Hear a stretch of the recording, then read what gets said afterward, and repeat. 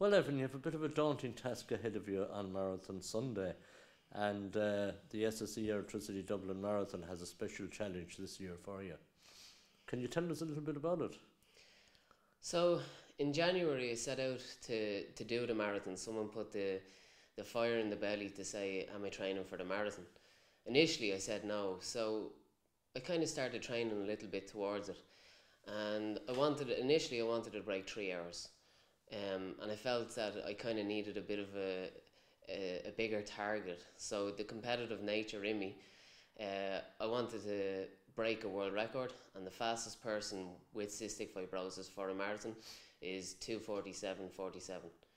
So with that, I've been training consistently since January to try break this world record, and I wanted to do it in Dublin as well, because I suppose it's the hometown, and I wanted to give the SSE Dublin Marathon the actual a world record status as well. Just going back to when you were a child and the challenge of cystic fibrosis, what are the things that stand out for you that were the most challenging?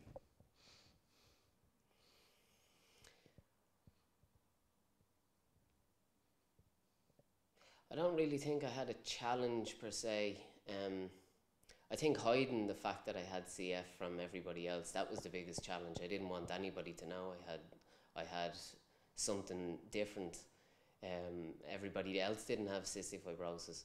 So for instance, anytime I had to eat, if I eat lunch, eat a snack, I always have to take digestive enzymes. And I never wanted anybody to see that I was taking these tablets because everybody else wasn't taking it. So that was kind of the challenge behind it. If you take a sick day at school, that meant if I took a sick day at school, I couldn't go out training that day then. So I felt that, well, I can't take a sick day. I need to train to be the best that I can be.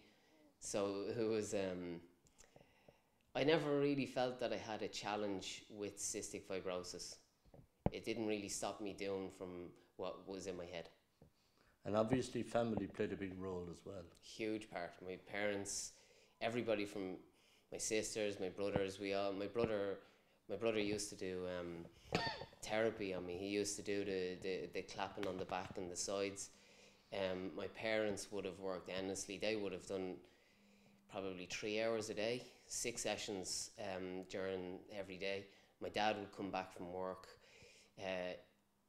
We used to do this thing where he'd turn me upside down, and then he'd run up and down the hallway trying to use gravity to try get the mucus up. Everything was made fun. There was tittle time, so it wasn't just a case where I'd lie over my parents' laps and they'd be clapping me. It was, if you're tiddling somebody, then that's using the lungs to try get the mucus up and out. So yeah, everything, they made it fun, so it didn't feel like I had to do it because I was born with this disease.